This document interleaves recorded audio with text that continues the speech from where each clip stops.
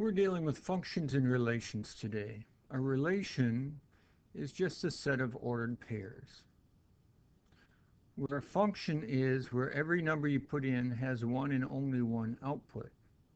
A range is referring to that output. Typically, it's your y values. Your domain is your input, which is typically your x values if you're dealing with x and y. Now, when you're graphing points, the first thing you want to do is you would want to go right 1 up 2. So that would be this point here. Then this one here would be right 3 up 3. That would be this point over here. This one would be right 0 down 2. And we just continue. Left 4 up 0. And so on. And then we do our last one. Left 3 up 1. So remember, the first number in your ordered pair tells you how far left and right to go. The second number tells you how far to go up and down. So here we need to go ahead and graph this.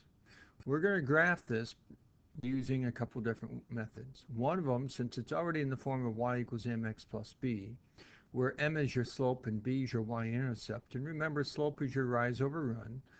When y is on one side by itself, your slope, m, is what's in front of x, and in that case, that is just our 3. When y is on one side by itself, your y-intercept, which is b, is what's added or subtracted to the x, and in this case, that's your 2. So we could start at 2 on our y-axis, which is right here, and then we could do our slope. We could go our slope, which is rise over run, so we go up 3, right 1. So from here we go up 3, right 1. And we could continue that pattern, up 3, right 1. You could also go ahead and do down 3, left 1, which would be negative 3 over negative 1, which ends up still being positive 3, and down 3 over 1 to the left, which would be negative 3 over negative 1, which would also be positive 3. So you can go both ways from your y-intercept. A second way you could have done this is by making yourself a t-chart. Just choose some points for x, and in this case I chose 2, 0, and negative 2. Then all you have to do is plug those into your original problem up here, negative 2 times 3 plus 2. Then plug in your 0, 3 times 0 plus 2, and so on. And then you could plot those points. You only have to have 2 points to determine a line. But I highly recommend doing 3 points, because if you make a mistake on one of those 3 points, they're not going to all end up being on a line. And so choosing 3 points allows you to be more accurate, seeing if you have any mistakes. Your domain is all the numbers that you can put in for your x, which when you look at your equation, we can put in anything we want, so your domain would be all real numbers for this problem. Graphically, it's how far left and right your graph goes. We would eventually go to the right forever if we kept going up. We would eventually go to the left forever if we kept extending this line. Your range is your y values, what you get out. And the easiest way to do that is to look at your graph. Here, you'll eventually be going up forever. You'll eventually be going down forever. So your range, sorry about that, would be also all real numbers. Now, we know that this graph is a function because for every number you put in, there's only one number you get out. Also, it passes the vertical line test. So if I put in here a vertical line, no matter where I put this vertical line, it'll never cross, whoops, let me grab the line, it'll never cross the purple line more than once. If it would cross the purple line more than once, it's not a function. So, looking at the next page for your vertical line, if it crosses it more than once, it's not a function. So, if we go ahead and take this vertical line, move it over here, no matter where we put it on here, a vertical line will never cross my curve more than once, so we have a function. We're going to look at the next one. No matter where I put it, it'll only cross the curve only once. So it is a function. Now over here, I'm only crossing it once, but once I get to here, I'm crossing twice. Once here, so it's not a function. If I move it a little bit farther over, it crosses it 3 times up here, right on the axes, and then below the axes. So since it crosses it more than once, it's not a function. We also have function notation. The G and the F in front of the parentheses is really just the name of the function. We could call it Oliver of X, we could call it Tara of X, or whatever you want, but the number or the letter in front is just the name of your function. What's in the parentheses is your input, the variable that you're using. And what's on the right-hand side of your equal sign is really just your rule of what you're doing. Now, as we look at this first one, it says double your input and subtract 4. Where this one over here says cube your input and add 7. So here we have a function f of x that says you need to square your input, subtract 3. So here our input's 3. We got to plug that in for x. 3 squared minus 3, because that's what our input or our rule says, input squared minus 3. And when we simplify this, we get, oh, we don't get 9, we get 6. That's a funny looking 6. It's upside down. Now over here, we're going to follow the same thing. Whatever is in the parentheses is what you plug in for x. So input squared minus 3. And we get 49 minus 3, or 46. Input squared minus 3, because that's our rule. Our input's -2. -2 squared is positive 4, because remember, a negative times a negative is positive, minus 3. So here we follow it. Our input's triangle, and our rule says whatever you put in, square it and subtract 3. So it's triangle squared minus 3. Here we have box, same idea. Box squared minus 3. Here, whatever's in the parentheses is what we plug in. Our 2t's are input. Then we got to square it and subtract 3. 2t squared, you got to square each one because it's 2t times a 2t. And so we get a 4t squared with a minus 3 afterwards. Sometimes you'll have a different function with a different rule, and in this case it's function m. 7 times your input plus your input squared. So if we had m of 5, it'd be 7 times your input of 5 plus your input squared.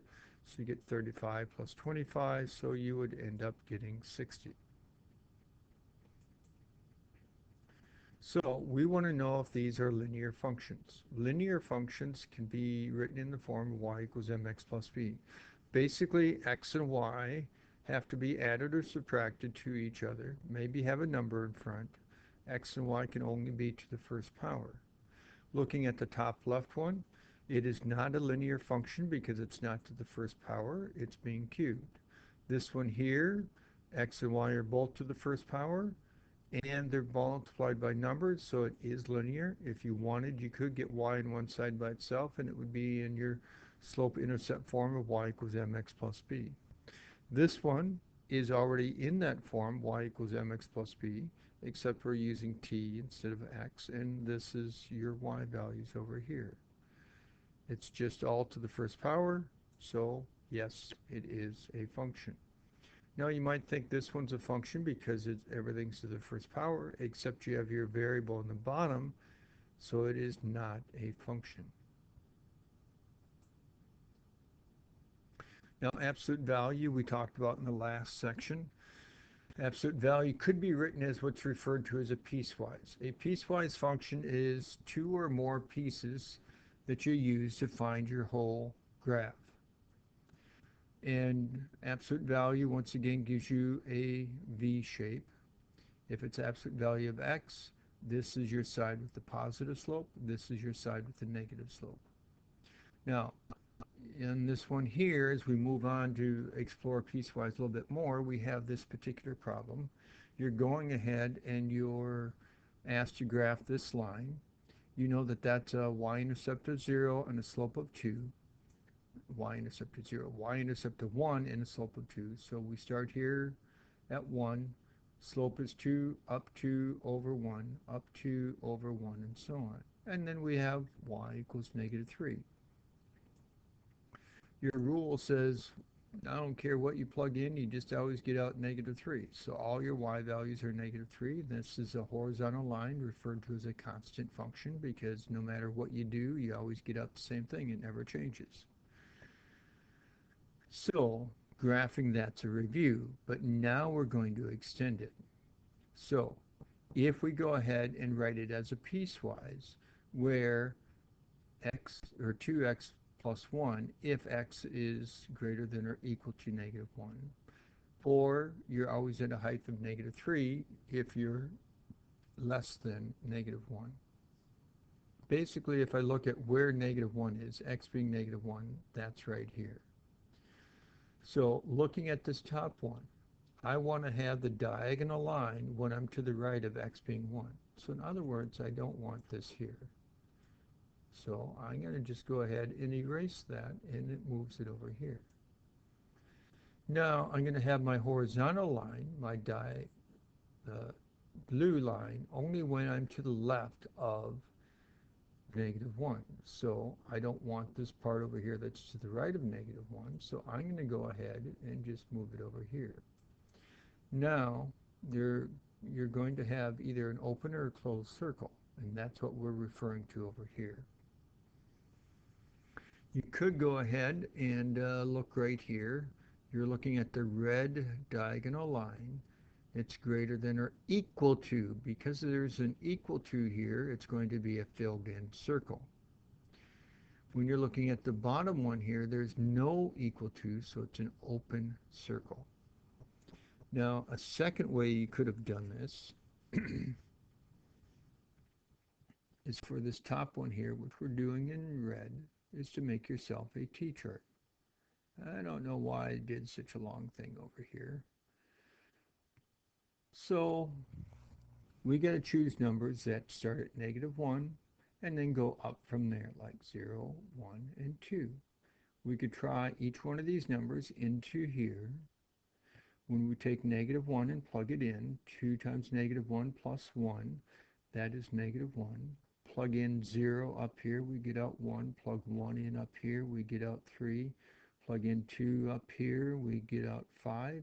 And when you plot those points, you end up getting these points right here. And then you can just draw in an array connecting all these. When you look at the next one, you could also do a T-chart for this one here. X, Y, going to start at negative 1, negative 2, because we got to try numbers less than that. Now, there's no equal to, so I'm going to put an open circle right next to it. I could maybe have put a filled in circle right here to indicate my greater than or equal to here. Take negative 1, plug it in. It says, I don't care what you tell me to do. I only give out negative 3. Plug in negative 2. So once again, I only spit out negative 3. And you could plot your points. And those would be your blue points down here on your horizontal line. That's a second way you could go ahead and graph a piecewise function. Now, your domain and your range. Your range comes from looking at these x's over here. So here, if we look at these, here you have everything to the left of negative 1. Up here you have everything to the right of negative 1 and including negative 1. So that means that's all real numbers because you're not missing anything. So in this case, it's all real numbers. Your range, on the other hand, is how far up and down your graph goes. Your graph is starting out at a height of negative 3. But then there's nothing in here for this height. So there's a jump. And then it starts out at negative 1 going up forever. So that would be greater than or equal to negative 1. Now, technically speaking, there should not be a comma in here. There should be an or statement. And that's how you would find your range. Your range is how far up and down it goes.